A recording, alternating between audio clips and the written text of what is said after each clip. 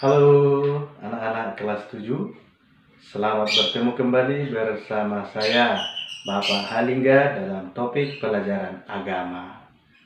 Pada pertemuan yang lewat kita telah belajar tentang aku memiliki kemampuan. Semua manusia memiliki kemampuan, tetapi kemampuan yang dimiliki manusia itu terbatas.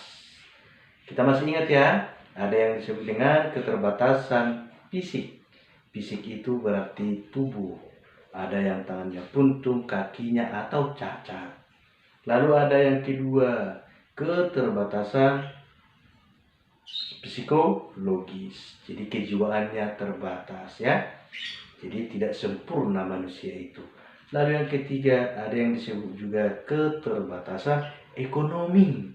Jadi tidak semua manusia itu ekonominya mencukupi, tapi ada yang kita kenal manusia itu pengangguran. Berarti kalau pengangguran tidak ada pekerjaan, otomatis ekonominya juga kurang ya, kurang memadai maksudnya.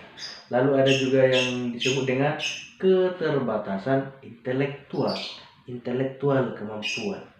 Maksudnya ada orang pandai matematika, itu contohnya. Tapi ada orang pandai untuk pelajaran-pelajaran lain, misalnya PPKN, misalnya bahasa. Jadi tidak semua kemampuan manusia itu sama, inteleknya berbeda. Ada orang yang gampang menghafal nomor. Ya, ada orang kan bisa menghafal nomor HP. Begitu dilihat sekali, langsung bisa dihafal. Tapi ada orang tidak sanggup menghafal. Nah, itulah keterbatasan intelektual. Dan itu juga menjadi keunikan di setiap orang. Baik, pada pertemuan ini saya ajak anak-anak kami sekalian untuk menyimak video berikut. Saksikan videonya. Saudara, setiap anak pasti memiliki bakat yang terpendam. Lalu bagaimana jika bakat tersebut tertutup oleh kekurangan?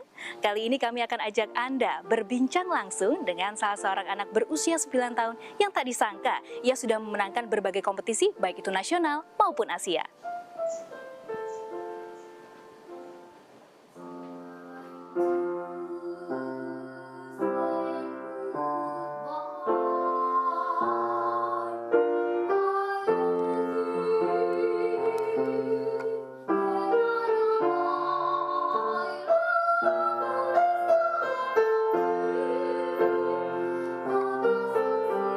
Namanya Zizi. Anak ini memiliki bakat terpendam sejak kecil. Tapi siapa sangka, sang ibunda yang melahirkan Zizi secara prematur 5 bulan ini pernah melalui masa tidak terima dengan keadaan sang anak. Begitu pula dengan sang ayah.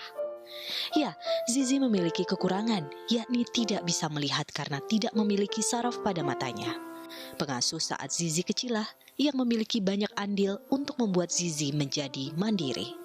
Awalnya kami tidak tahu kalau dia akan mengalami kebutaan. Lalu di usia 7 bulan setelah dia lahir, dia mengalami demam tinggi, kami periksakan dan dia langsung buta stage 5 dengan nama kebutaannya ROP atau Retinopathy of Premature, jadi kebutaan karena prematur. Zizi itu bisa dikatakan dia delay development. Jadi dia angkat leher itu baru bisa di usia 2 tahun. Dia hanya tergeletak saja dan bersyukur alhamdulillah saya memiliki pengasuh untuk dia itu sangat luar biasa hebat. Dia merawat Zizi, dia yang memperkenalkan Zizi pada para tetangga. Sementara saya mamahnya, saya menutup diri dan saya menutupi anak saya dari siapapun. Saya mencari apa sih kelebihan dari tunanetra. Akhirnya di situ saya dapatkan kata-kata bahwa tunanetra itu pasti bagus di bidang seni. Sampai akhirnya saya bicara sama suami, bagaimana kalau kita beliin beberapa alat musik, kita simpan di rumah, terutama ditaruh di depan kamarnya Zizi yang pasti secara otomatis dia akan tabrak-tabrak itu alat dan pasti akan penasaran lalu menekan, membunyikan segala macam. Antara lain keyboard, gitar, angklung, tapi belum piano. Cuman satu alat musik yang paling dia sukai keyboard. Waktu dia umur 5 tahun, saya ikutkan kompetisi musik untuk difabel. Difabel semua pesertanya. Itu yang menyelenggarakan Bapak Tamam Hussein. Di situ Zizi tidak menang. Tapi Tapi Pak Tamam memanggil kami, Pak, Bu, tolong belikan anak Ibu piano klasik. Saya yakin sekali anak Ibu pasti bisa memainkan piano dengan baik gitu. Akhirnya pulang dari kompetisi itu kita beli piano klasik. Zizi itu juara 1 Festival Seni Nasional untuk tingkat Jakarta Selatan, lalu naik ke Provinsi DKI Jakarta, lalu ke tingkat nasional, juara 1 semua ya. Terus meraih Piala Emas di Asia Art Festival di Singapura, terus peraih award dari Kementerian Pemberdayaan Perempuan. Zizi pun mulai belajar bernyanyi. Semuanya dilakukan secara otodidak. Sang ibu mendukung dengan memberikan berbagai lagu kepada Zizi. Selama ini Zizi mendengar lagu tersebut dan merekamnya di kepala. Itu hobi saya. Nyanyi juga belajar sendiri, Bu. Terus kalau disuruh milih nih, piano atau nyanyi, mau pilih yang mana? Piano dulu, terus nyanyi. Waktu saya dengerin, terus saya langsung hafal. Itu kamu sempat grogi nggak sih sebelum naik ke atas panggung? Enggak sih, Enggak, kenapa nggak grogi? karena saya senang, semangat. Selain bersekolah, kini kegiatan Zizi adalah kursus musik untuk terus mengasah bakatnya.